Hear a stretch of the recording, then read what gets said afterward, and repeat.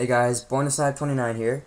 Today I'm going to show you how to properly open up an Xbox 360 controller and swap out its original analog sticks for two PS3 analog sticks. First step you want to take is remove the battery pack. Next, on the back of the controller there are 7 screws. 1, 2, 3, 4, 5, 6. Now the 7th one is hidden behind the battery pack beneath a barcode. Right there, that little black dot. In order to get there, you need to remove the barcode or cut a slit in it to access that screw. Now the bit you need to unscrew the screws on a wireless controller is called a T9H hollow point. You need to use that exact head.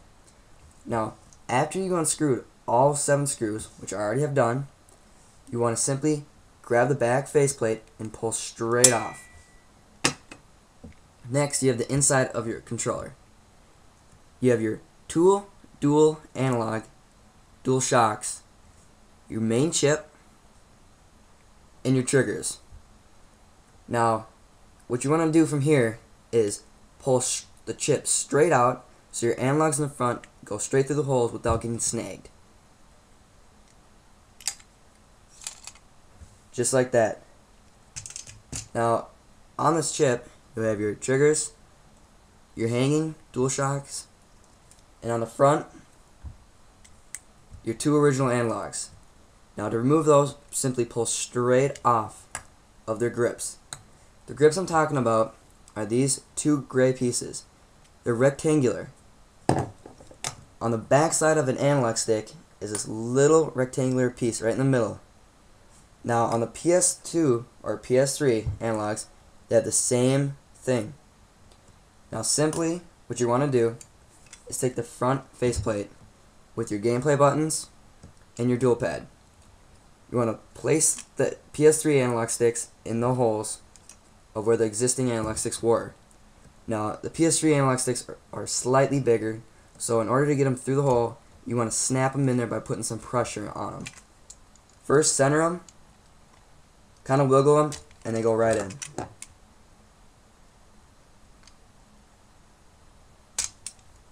There we go, that's 2.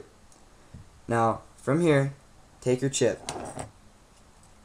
Match up the 2 grips, matching the 2 analog sticks you just put in. Put the chip in its general spot, but don't completely put it in yet.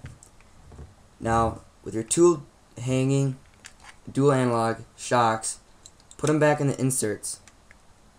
Now make sure the wires are facing up, the blue, red and black ones, because if they touch any of the soldering units, they can possibly short circuit your whole entire controller. So that'd be just a waste of $50. So from here, hold the chip towards the front of the faceplate. Now on the front side, take your analog sticks and push towards the chip, but turn them until they fit in their grooves of the grips.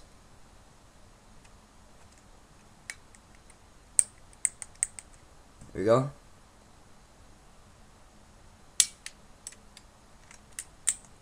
And that's 2.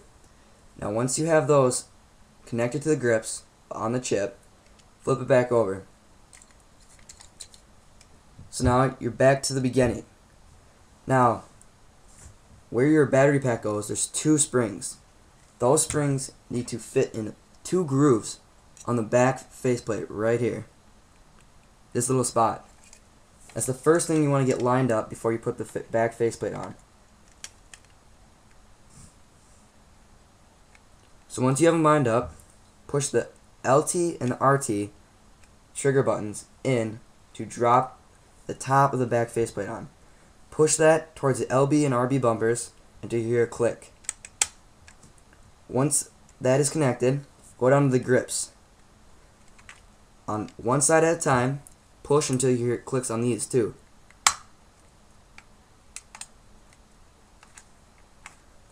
There we go. Now, after this, you want to put it in the 7 screws.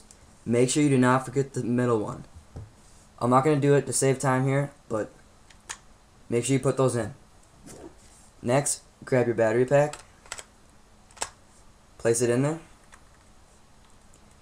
and now you got a working, functioning Xbox 360 controller with PS3 dual analog sticks.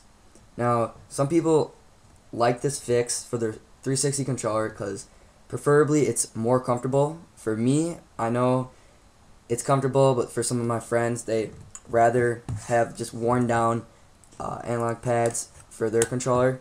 But some people will just like this grip. So if you're one of them, this fix is pretty good for you. But after you connect everything and get the screws in, it's done, completely done, fixed controller of this. You can customize controllers also by switching out faceplates like black and white. I got this green one from the Halo 3 Legendary Edition Xbox, but you can completely customize your own controllers from the simple fix of following the guidelines of my video. Thank you for watching, and please comment.